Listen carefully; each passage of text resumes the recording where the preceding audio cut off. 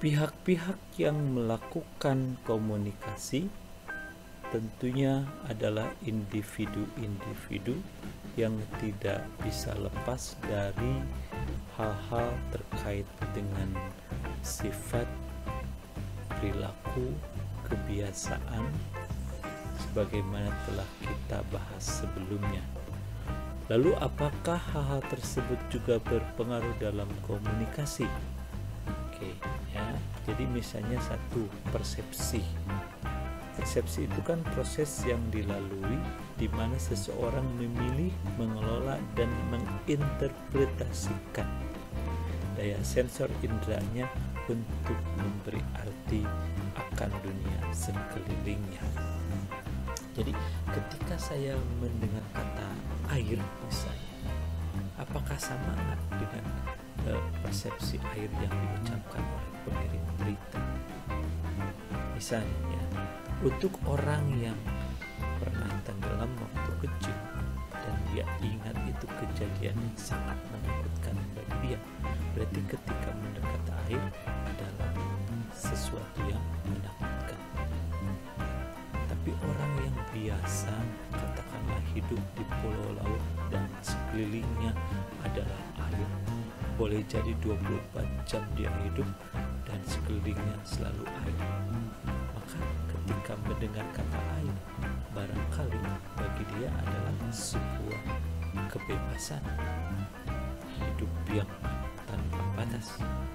Coba bayangkan, ketika dua orang mempunyai persepsi yang berbeda tentang satu kata yang sama, apa yang terjadi? Berarti proses untuk menyamakan persepsinya itu akan lebih memerlukan upaya yang lebih dalam. Karena apa? Karena persepsi yang berbeda. Hal apa lagi yang bisa menyebabkan ada hambatan ataupun ada upaya yang lebih besar untuk menyamakan persepsi pemahaman? Untuk menyamakan pemahaman dalam proses komunikasi ada namanya bias. Ini kecenderungan sistematis dalam menggunakan informasi tentang orang lain dengan cara yang dapat menghasilkan persepsi yang tidak tepat. Jadi kalau kita hanya disuguhi informasi negatif tentang seseorang, maka pasti kita akan mengambil kesimpulan yang sifatnya negatif dan belum tentu itu benar. Lalu ada juga istilah stereotypes atau stereotyping dan prosesnya itu. Ini adalah keyakinan yang tidak akurat mengenai karakteristik dari orang atau kelompok tertentu. Seperti apa? Contoh, kalau orang Sunda terkenalnya orang yang suka guyon, maka stereotipnya adalah orang Sunda tidak pernah serius. Suku Anu galak, suku Anu mungkin stereotypingnya adalah pelit dan seterusnya. Nah, hal-hal seperti ini akan sangat berpengaruh kepada proses komunikasi yang dilakukan.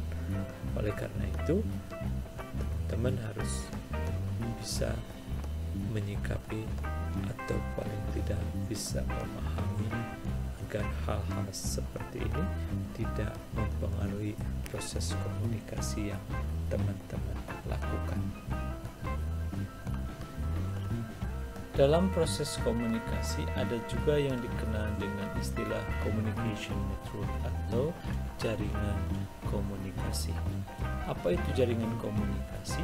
Ini adalah alur perjalanan di mana informasi mengalir di dalam grup atau teams dan seluruh organisasi. Bagaimana alirannya?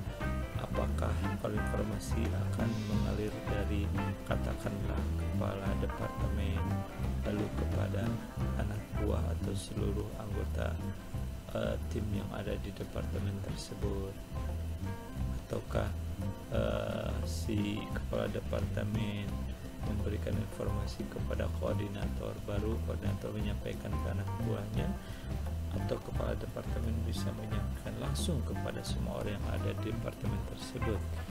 Itu yang dinamakan sebagai aliran informasi. Nah, dalam memilih jaringan komunikasi apa yang bisa dipergunakan dalam suatu grup, maka ini bergantung kepada satu, bentuk dari tugas dan tanggung jawab grup itu sendiri seperti apa. Kemudian ada juga tingkat kebutuhan organisasi atau grup untuk berkomunikasi antara satu dengan yang lainnya untuk mencapai target grup atau goals dari grup. Bahwa tidak semua grup atau tim dalam bekerja memerlukan komunikasi yang intens. Mungkin ada yang masing-masing bekerjanya tidak ada kaitan atau tidak ada hubungan langsung, baru nanti di akhir baru diskusi. Tapi juga ada yang hubungannya seperti ban berjalan. Jadi si A bekerja berdasarkan hasil dari si B, si B bekerja dari hasil si C, maka si A ketika akan bekerja harus menunggu dulu si B dan si C selesai. Nah, itu pola komunikasinya tentunya akan berbeda dengan yang kalau si anggota tim bisa bekerja masing-masing tersendiri. Berikut adalah jenis-jenis communication network yang ada di dalam grup. Ada yang disebut dengan will network. Ini apa? Ini adalah informasi akan mengalir dari atau kepada seseorang di pusat dari grup tersebut. Yang kedua ada change network. Ini adalah member akan berkomunikasi hanya dengan orang yang ada di sebelah mereka saja dalam squad ataupun dalam rangkaian. Ada yang circle network.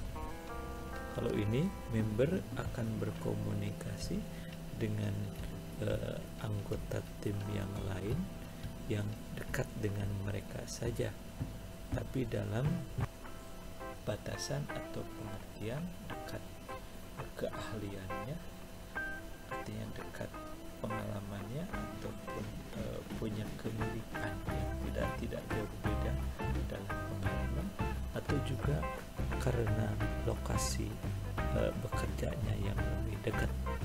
Itu circle network. Kemudian ada yang disebut dengan all channel network. Ini lebih terbuka, semua bisa berkomunikasi.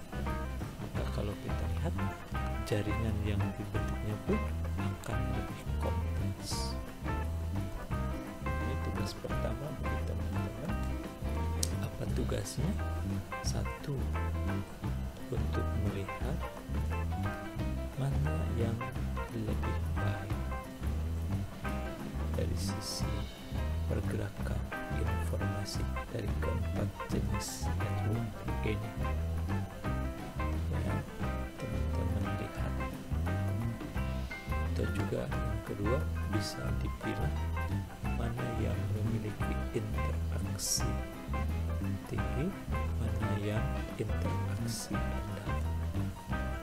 Poin ketiganya di tugas pertama ini, grup teman-teman waktu mengerjakan proyek sebelumnya dari awal semester, mana yang dipakai dalam pola komunikasi,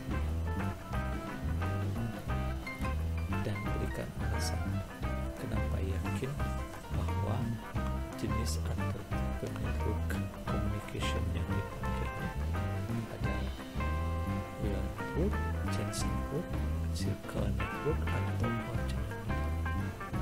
Berikan alasan.